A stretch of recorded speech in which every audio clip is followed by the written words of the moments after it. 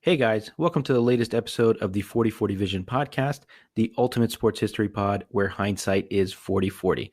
We're so excited to jump into today's episode, but before we do, here's a quick word from one of our sponsors.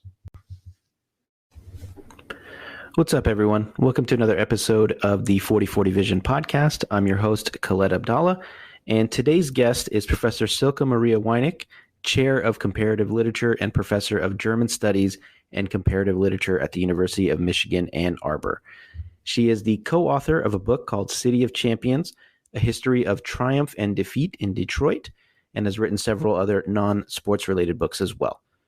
So the reason I asked Silke to come on is that I read an article of hers featured on thenation.com about the famous boxer from the 1930s and 40s, Joe Louis, and the article she wrote was titled, How Racist Car Dealers KO'd Joe Louis.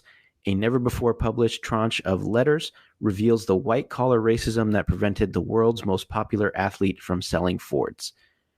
Upon reading the book, or the article, I was taken aback by the blatant racism showed by the other Ford dealership owners and how intertwined it was with the history of Joe Louis.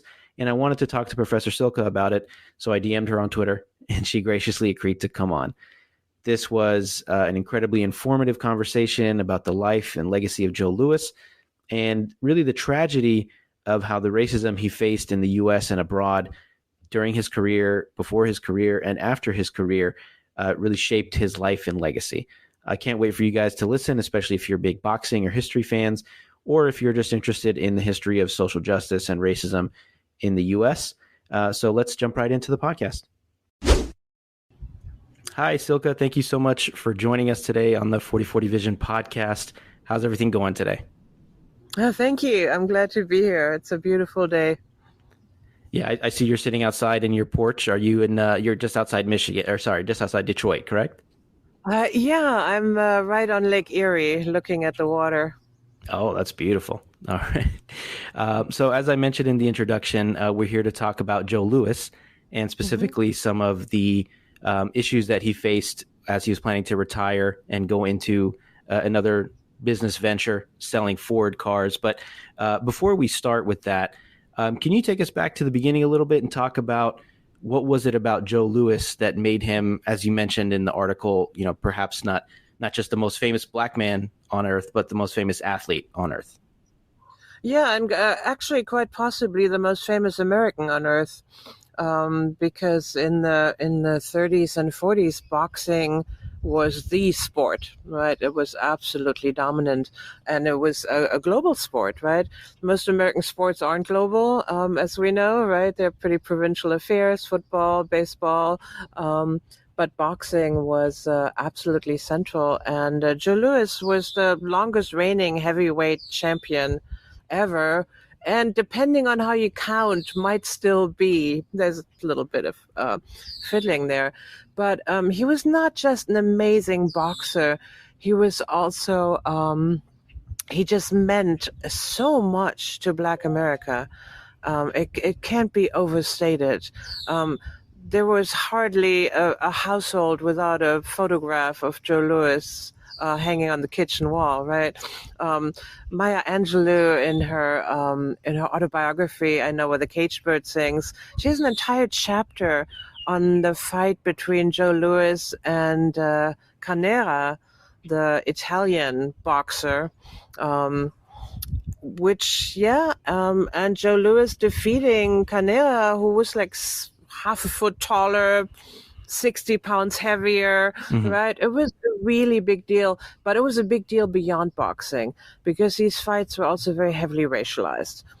And then there was the other fights against, I believe, Max Schmeling was the name, the German boxer. Can you tell us a little bit about those? I think there was two fights, right? Initial fight and a rematch. There were two fights. He lost the first one in 1936. Yeah, he later say he didn't take it very seriously and he didn't train and he had a few drinks the night before. Who knows, right? But yeah, he lost the first one, and white supremacists celebrated this, right? Father Coughlin, the kind of central, I'm sorry for the noise here, the Central American fascist, was actually very happy that the American had been beaten. And so the rematch in 1938 was really loaded, right? I mean, by then, people who wanted to know did know what was going on in Germany, and where it was likely to lead. And so the whole fight was kind of framed as a throwdown between democracy and Nazism. Mm-hmm. Now, in retrospect, we'd say it was two different systems of white supremacy, really, right? Sure. But yeah, so, and that is probably the fight after which Joe Louis, for a while, became an all-American hero. He was very, very popular across racial divides. I mean, he was never popular with hardcore Klan members, right? But he was about as highly respected as any black man had ever been. After the Max Schmeling fight. And the fight itself, I mean, my God, 2 minutes and 4 seconds, right? It was absolutely brutal. They took Schmeling straight to the hospital afterwards. And Louis said later, Schmeling was the only one he ever wanted to hurt in the ring. And that was because it had been so cynically and openly and relentlessly racialized. Right, so this endless racial taunting, right, will finally prove who's the superior race, blah, blah, blah, which of course is all insane, right? No boxing fight can actually Yeah. do such a thing, right? But that's how symbolic events work, right? Mm-hmm. So, yeah. And at that time, Louis was still really controlled by his trainer and his manager. They lived with him. They told him what to say, and more importantly, what not to say. Right? They kept him really, really tightly controlled, to a certain extent for his own good, right? But also because they were afraid of the legacy of Jack Johnson, the first black heavyweight champion, who was universally hated, right?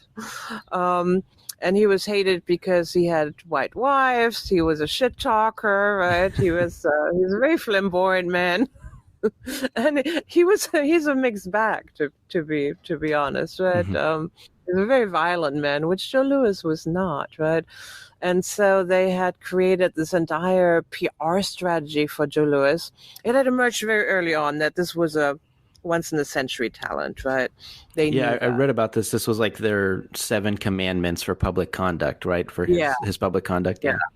No gloating, no white women, no shit-talking, right? And so on and so on. And there's also really no evidence that this was hard for Louis to do. He was a gentle man, right? And this idea that everybody wants white women is a little absurd anyway, right? So you don't necessarily have to tell Louis to stay away from them. Joe Louis was a ladies' man. He never lacked for female company. I think most of these big time boxers were. I think it's just part and parcel with the profession, it seems. I think so, but he was additionally special because he was such a big deal. He was so deeply beloved, right? And so when Louis joined the army in 1941, he kind of moved out from this tight control, right? And he could finally speak his own mind and also learn things about the world that had been kind of kept from him, right? He had been coddled and isolated, and he became very active in civil rights. He was really quite instrumental. He had the ear of Roosevelt. His lawyer, Truman Gibson, was a pretty big player in D.C. So he actually got stuff done, right? When they wouldn't let Jackie Robinson play, he made a phone call. When in the UK, he was sent all over the world to rally the troops, do good PR, and so on. And so when he was in the UK, he wanted to go to a bar, and he found it was out of bounds for Black Americans. Wow. Even in the UK. Okay. In the UK, right? And that was exactly his reaction. He's like, I have to put up with this in the US, right? Even though he refused to actually do show fights on segregated basis, but Mm. I'm not going to put up with this here. And again, made a phone call or maybe sent a telegram, and that policy was immediately ended. So he actually had some. He had some sway. He organized a giant benefit for Isaac Woodard, who's kind of the first case of anti-Black police brutality that became a big deal in 1940s America. Actually influenced Truman a great deal, right? So, I mean, Lewis was famous. He knew everybody. Everybody loved him, right? So if he wanted to throw a party, people would come, right? Yeah, yeah. Yeah. So, yeah, he was friends with Paul Robeson. He had a lot to say. He tried to advocate for better housing conditions. He had grown up in Black Bottom in Detroit, which living conditions were absolutely awful, right? Yeah. This neighborhood was in the hands of slumlords. They didn't fix anything. There were rats everywhere. Things were falling apart. And he lobbied very hard on behalf of his community. Yeah, and he had a lot of reading fun. that, Yeah. I was going to say, I saw some parallels in his story with Malcolm X's story, where they both, were born and raised in the South, and then moved to Detroit, and maybe not became radicalized in Detroit, but became more active in civil rights and understanding the situation of Black Americans at that time. And of course, Malcolm X was called Detroit Red and all that. But I wanted to talk about, so you talked about Detroit was crucial to Lewis. Yes, I'm glad you bring that up. And I wanted to talk about, you said, mentioned some of the earlier fights were extremely racialized and, propagandized. Was he a willing participant, or was he, as you said, kind of coddled a little bit by his managers and talked into doing this, or was he a willing participant? In the Canera fight, I don't think he really knew what was going on. This was framed as Mussolini versus Ethiopia, which is already fairly absurd, right? I mean, Joe Louis is an American, not an Ethiopian. Completely absurd. But yeah, he was meant to represent Africa, right, against Mussolini's invasion of Ethiopia. But I don't think he was at all involved in that. He's just there to box. But the second Schmeling fight, he was very attuned. And he knew about the Nazis. He had no love for the Nazis. He didn't speak a lot in public. He had a speech impediment. And back then, when kids had a speech impediment, they were just mocked and beaten, right? Nobody helped them with it. And it made him a little bit hesitant to speak, and he was often quite laconic and didn't say much. Drove the press nuts, right? They were constantly trying to get him to say something, but he didn't speak much. But he was asked at some point when he joined the war effort, why are you doing this for a country that treats Black Americans so badly? Yeah, and very typical question, I think, of Black athletes at the time, right? Yeah, and he said Hitler won't fix that, which I think is a really brilliant answer, very laconic. Very profound, yeah. A very profound answer. And he did try to fix what he could fix. He was not in the mold of Johnson before him or Ali after him, right, who kind of were very, very vocal about their politics. Well, I'm not sure Johnson had much politics, but he was a goater and a shit talker, right? And with his actions, yeah. So Lewis had a very different style, and I think that has led to a lot of people framing him as, I'm quoting here, right? Giant quotes, the good Negro, right? He's been seen as all submissive, collaborative with white supremacy. And this is nonsense. It is utter, complete nonsense. For instance, he never had white staff. His lawyer was Black. His trainer was Black. One of his managers was Jewish, but that wasn't white in the 30s and 40s, right? And this was noted, right? People noticed that. A lot of Black athletes were handled by white managers, right? If you think of Jesse Owens, there's an entire film about how the nice white man, helps the Black athlete. The that Berlin whole kind of Olympics, right? driving Yeah. crazy nonsense, right?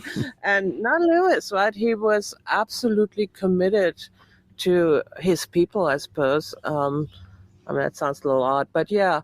So do you think And that, people knew that. People paid attention to that. yeah, Yeah. do you think some of the maybe positive reception to Joe Louis as opposed to Muhammad Ali or Jesse Owens had something to do with his appearance? The fact that he looked, perhaps biracial. I believe his mother or father was part Native American and he Yeah. was more light-skinned. Do you believe it had something to do with that? Of course, I think colorism is absolutely a part of the system of racism, and he was somewhat light skinned, right? And yes, he had partially native features to the extent that such categories even make sense, and this was openly discussed in the most disgusting ways, right? In the boxing press. Mm-hmm. How he wasn't really black, right? And how very light skinned, Yeah, and there was how no he such thing as like coded language back then. It was all very got blatant it. language. People told you what's on their mind. I have some clips from the ring from the 30s. They're just kind of they're kind of rough reading, I must say. But yes, colorism absolutely played a role. It's no question about it. But Lewis certainly never tried to pass. Um, he was very clear on being African American. He didn't play up his native heritage. I don't think it was part of his upbringing. I mean, he grew up dirt poor in Alabama for the first kind of 8 or 9 years. So he looked back on Alabama with some fondness. He said it was Southern racism was different, right? He didn't say it wasn't racist, but he said as a kid you wouldn't necessarily feel it. He said played with the white kids and the hay wagons, and he said and they ate so well on the countryside. So when he came to Detroit, first of all, no more playing with the white kids, right? A much harsher system and terrible food as far as he was concerned, right? So it was a hard tradition. Also, I mean, his dad had come to, or his stepdad had come to Detroit for the Ford money, right? For the famous Ford wages, and then of course the Great Depression hits, and hundreds of thousands of people get laid off, right? So it was, but he started bringing in money very soon. Once he started fighting, the purses came in. First thing he did with the money was buy his mom a house. He's just such a good guy. It's very typical, athlete story of coming from nothing, and of course, the first person you take care of is your mother, which is heartwarming. Yeah. He took care of everybody. He was incredibly generous, and there's also kind of reasons to believe people took advantage of that. I mean, he would travel to Europe with like 20 of his closest friends. He helped out everybody. One thing, there's so much more I could have gotten into the article, but they made me cut it down by more than a half, which I understand. I'm not complaining. But there's so many cool things about Joe Louis. For instance, he was an incredibly good horseback rider. Was that from his time growing up in Alabama in the country? You know what? I don't know. It might have been because they definitely had horses there, but probably working horses, right? So I don't actually know. But so he bought a horse farm outside of Detroit. Because he thought most black people, particularly urban black people, didn't have a chance to ride horses. So everybody's welcome. Just go out, ride some horses on Joe Louis' farm, right? He's also a really good golfer. They actually desegregated golf for him for one PGA tournament in the early 50s. Yeah. That shows you the influence he had, yeah. Yeah. And on that topic of urban horse farms, I lived in West Philadelphia for a time, and I'm sure you've heard of the West Philadelphia Cowboys. Yeah, the West Philadelphia Urban Cowboys. They have the farm or the stables right in the heart of West Philadelphia, and you can see them riding around town, which is quite a sight to see. I was on 43rd and Pines on the outskirts of West Philly, but. Okay, yeah, we were before we moved back to California. We were on 50th and Spruce, so we were actually maybe a block away. 8 blocks away from me, yeah. Yeah, and we were a block away from the Paul Robeson house, so they had a big plaque on I believe his house was on 50th and Walnut, I think. So we got to see that quite a bit. So just back to Joe Louis. So we were talking about his role in World War II and how he was going to the different bases. Yeah. So can you tell me a little bit more about that and what his role was in, maybe desegregating some things and making life a little easier for the black GIs? Yeah, first of all, he did very quickly say he wasn't going to do fights on segregated basis, right? He wasn't going to perform for white audiences exclusively, and that worked out. His main job was to rally black soldiers because there was a understandable sense of why are we fighting for this country exactly, right?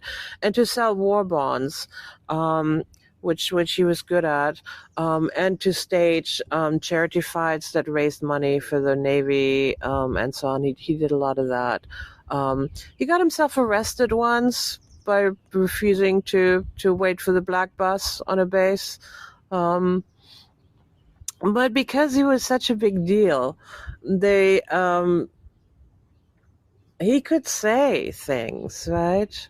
I mean, I'm not sure that he. I mean, Truman integrated the military in '48, I believe, and so that took a long time to prepare. Right, but Lewis lawyer Truman Gibson was involved in that effort. Right, he worked in D.C.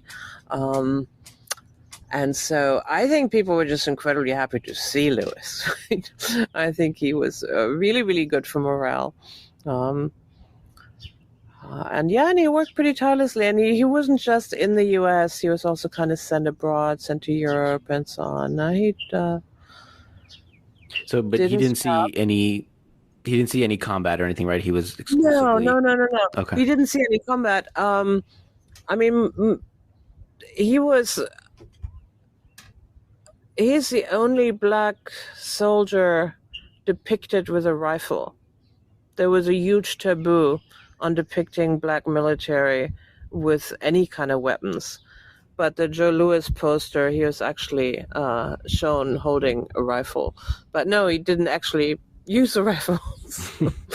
Irony. Yeah, I just think about the absurdity of that what do all these white Americans think these black soldiers are doing over there?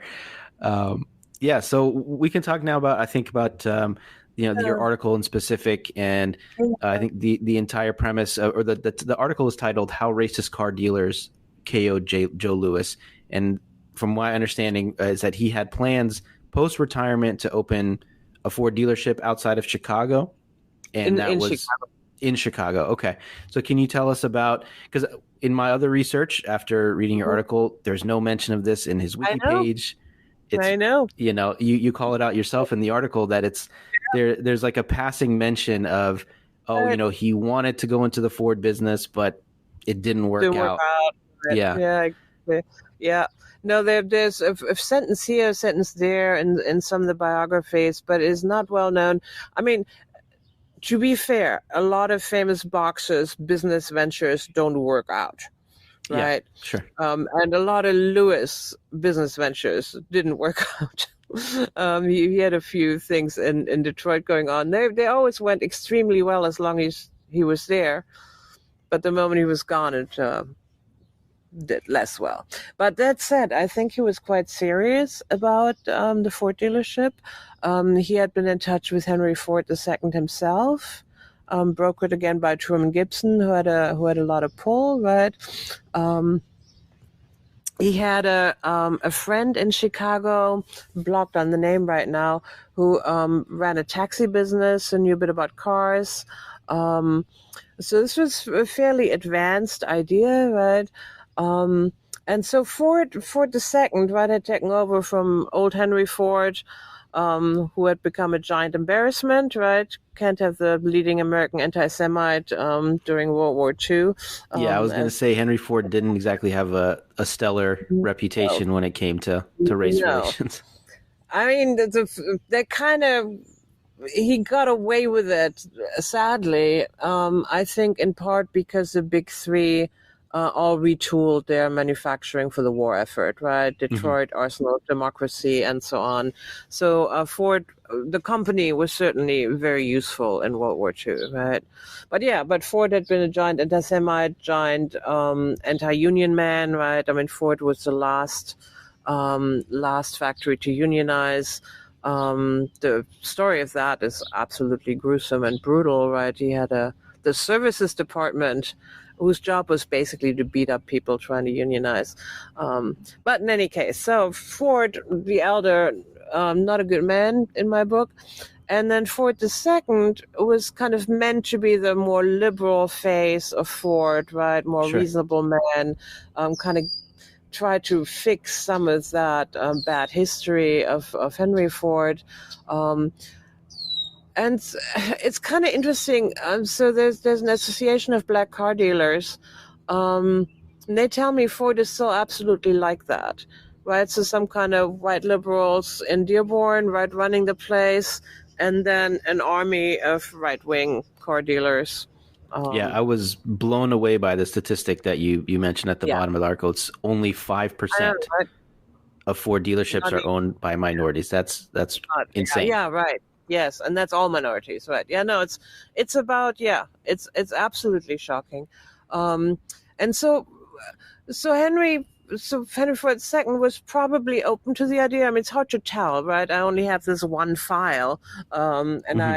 Ford said they didn't have anything else in the archives that would have thrown more light on it.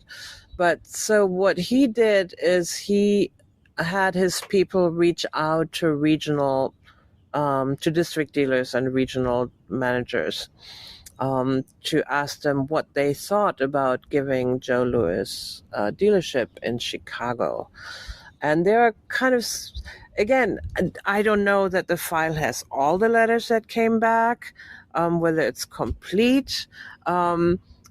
It's impossible to find out.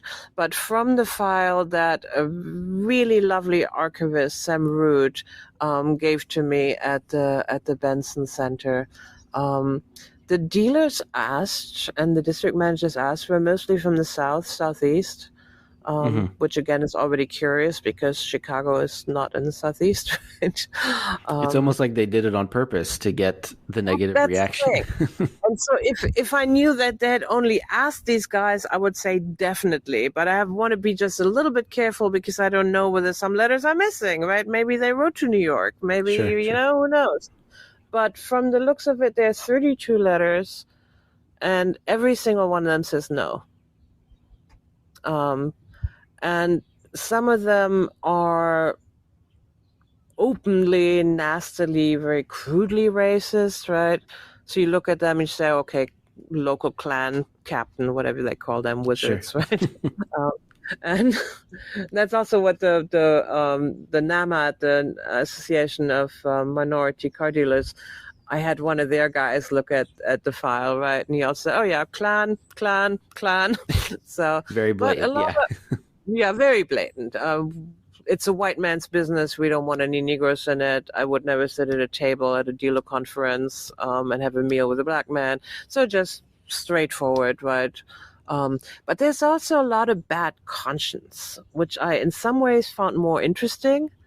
Um, a lot of these guys are like, kind of maybe in the future, not now. We probably should consider this at some point. And then there's a kind of constant passing of the buck, right? So the people in Dearborn will tell you, well, it's not that we're opposed, but people in the South, right? And then the Hmm. guy in North Carolina said, I'm not a racist, right? But the people in South Carolina, boy, they're racist, right?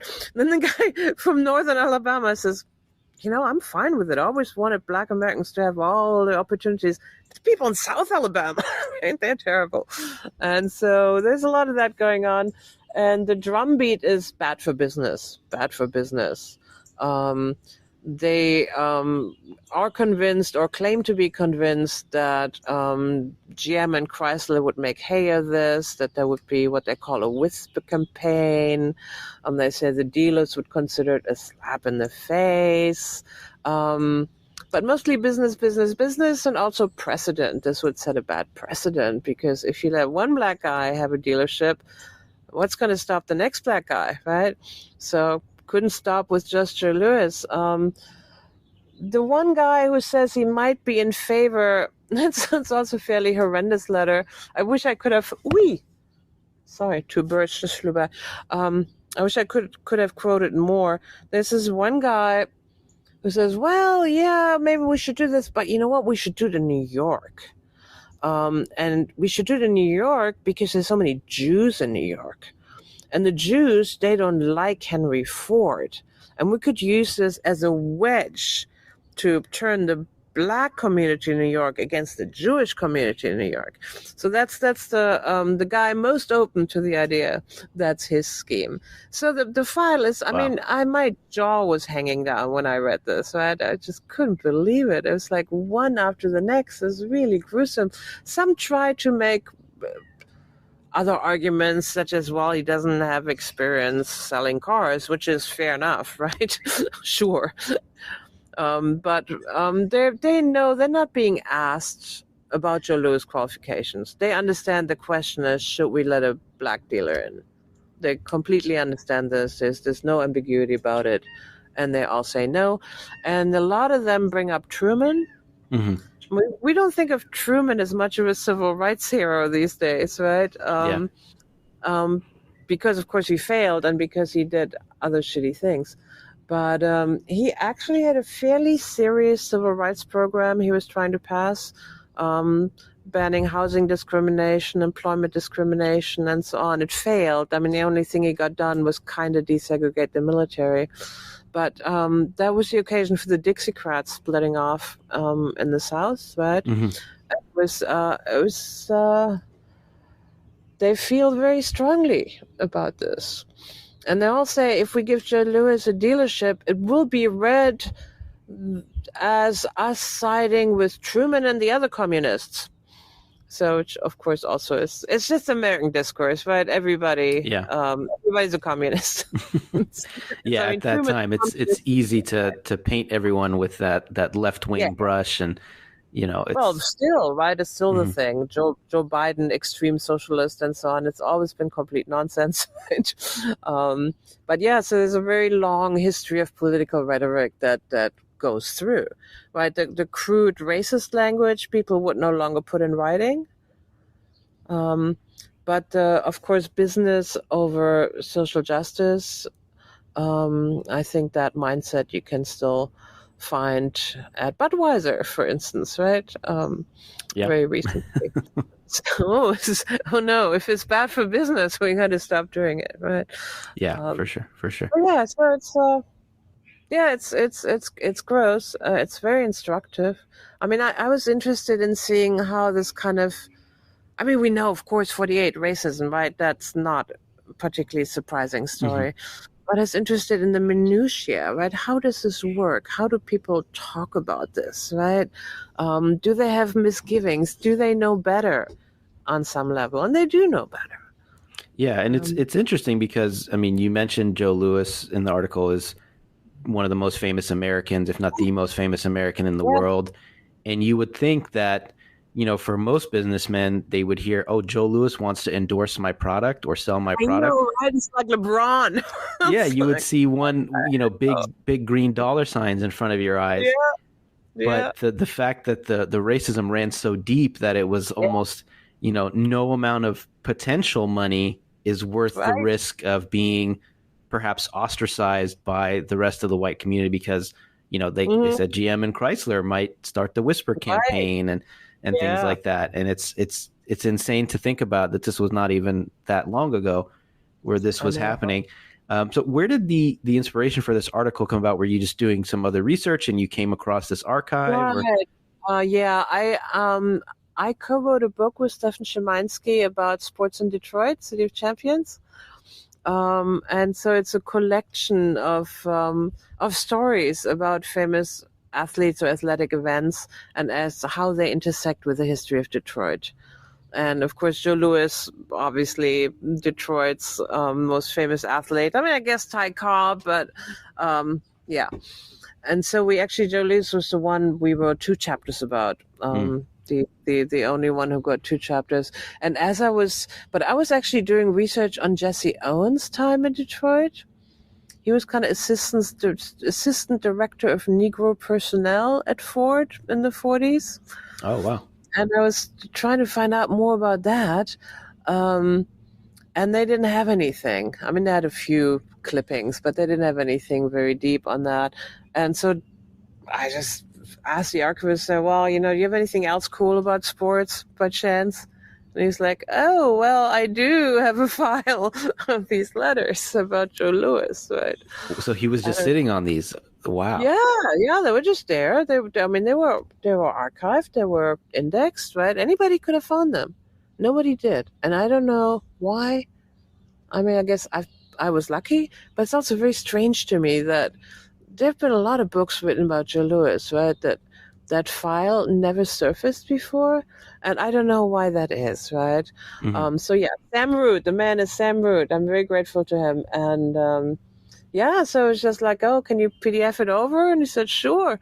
He hadn't told me anything about it, right? And then I get this collection of letters. It's like, are you kidding? And so I thought it was a big story. So I talk about it in the book a little bit, but I also wanted to have a freestanding piece because I think it's just such an amazing story. Because I mean, if you just Google Joe Louis now, right, you will still find a lot of people saying, "Oh, Joe Louis, the first black athlete accepted by all of America," and that is true to a very small extent. And it was mostly true during the war.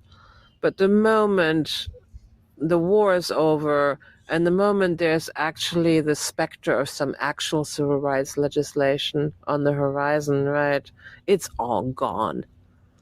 I mean, he still has tons of friends in the entertainment industry, right? Sinatra threw him at a party in the 70s. Everybody was there. Absolutely everybody, right?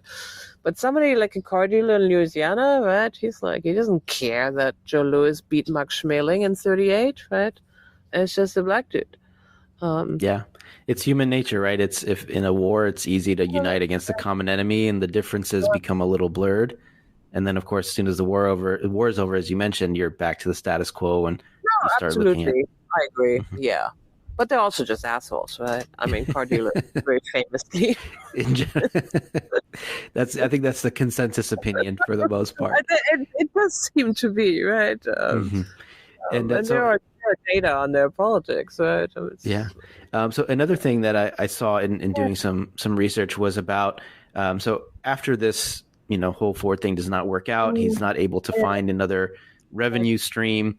He continues fighting, and then the IRS was almost weaponized against him. Can you tell us a little bit about that? Yeah.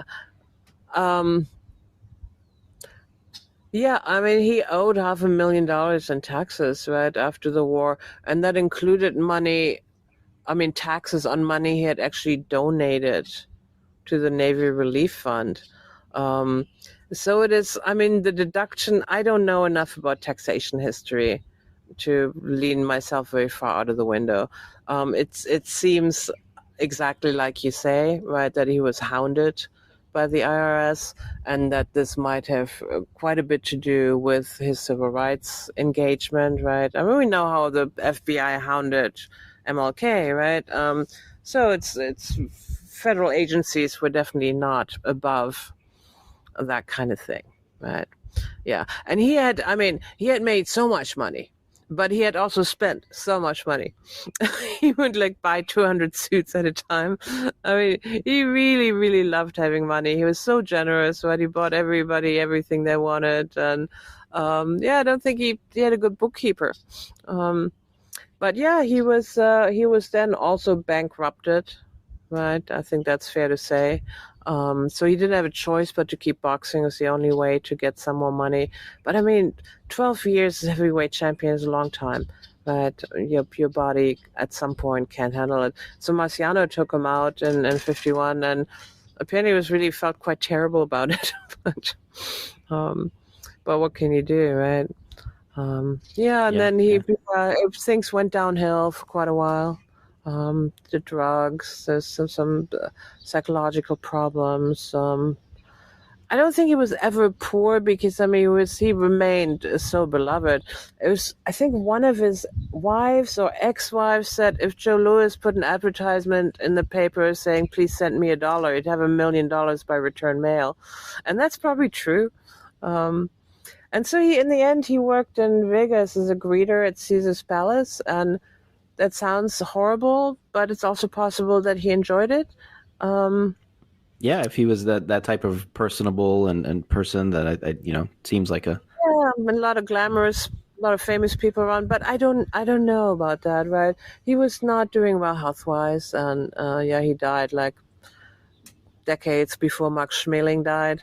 Mhm. I mean, to me, that's still the kicker, right? That Joe Louis cannot sell Fords, but Max Schmeling gets the Coca-Cola franchise in northern Germany. That is just amazing. That was the most ironic twist in the article. Yeah. Is this man that's held up as this figurehead of fascism and Nazism, and and you said I think it's the second most or most iconic. To me, it's probably the most iconic American brand now. Iconic. I think Ford is probably the second most iconic, or used to be. Right? It's like Levi's up there, right? Yeah. And I mean, it's probably has to do with the fact that he had to fight longer than he had to, and we know the effects of CTE and concussions and all that comes with boxing. I mean, we've seen Muhammad Ali and several other boxers at the end of their life. So, I mean, I think as we wrap up here, what do you think is the ultimate legacy of Joe Louis? I know you've written a book, and I'm sure you've written a lot more, but just to sum it up, maybe in the context of this situation with Ford, in the context of his life as a whole, what is his lasting legacy? I'm not sure that I believe in lasting legacies. What saddens me is that outside of Detroit, Joe Louis is largely forgotten. Even though he was such an absolutely central figure and such a deeply honorable man, right? You have Joe Louis Plaza if you come out of the train station, right? The square by Madison Square Garden where the fight was. But in Detroit, Joe Louis is very present. He's still the beloved son of the city. There's a giant fist, of course, hanging by the river, right?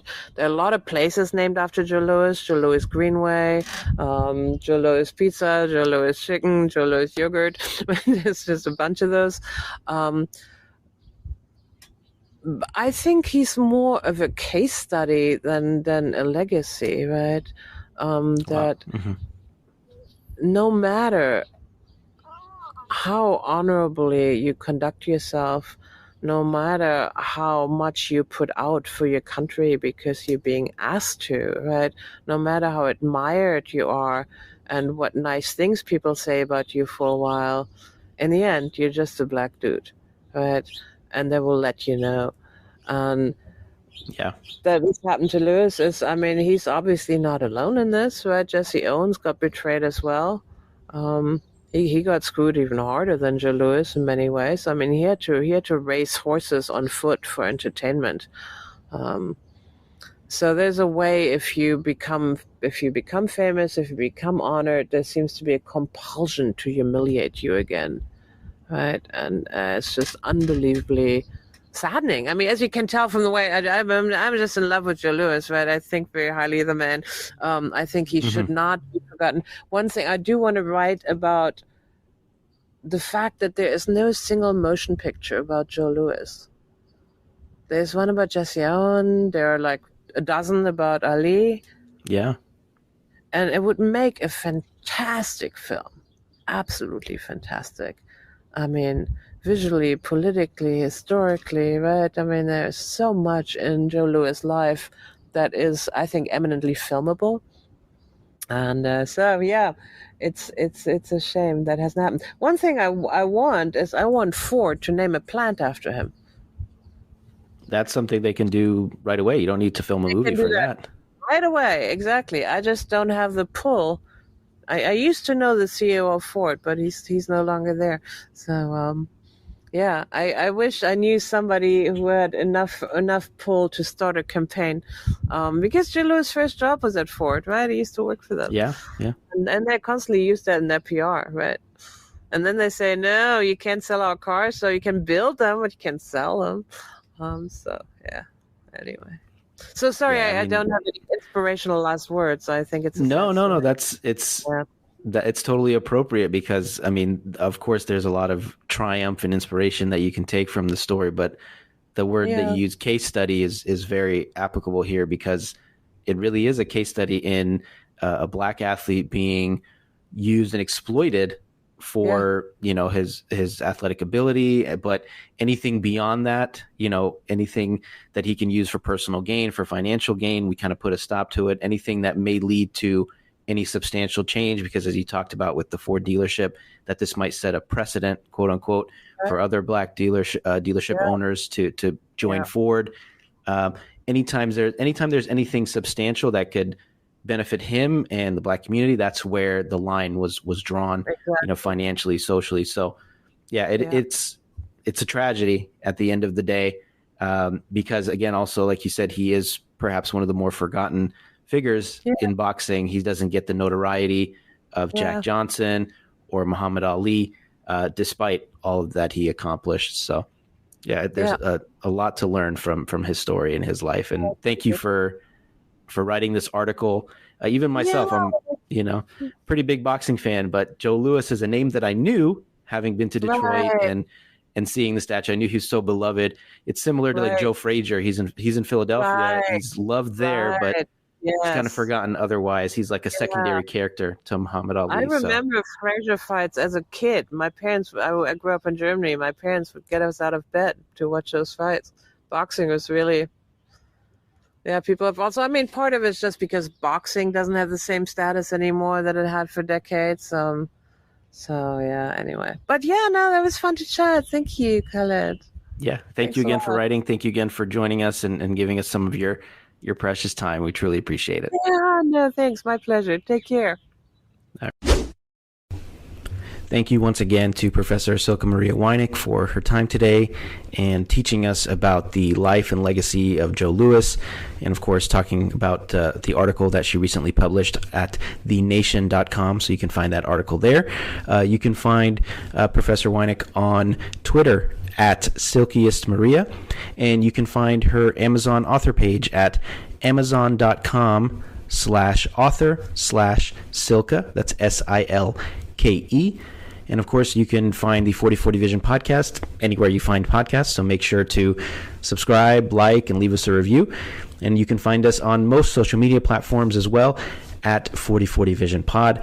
Thank you guys for taking this ride down memory lane and down the history and the incredibly compelling history of Joe Louis, who, as Professor Weineck mentioned, is one of the more forgotten heroes of the boxing heyday during the 30s, 40s, and 50s. And we thank you guys so much for your time, and we'll catch you next time. Peace.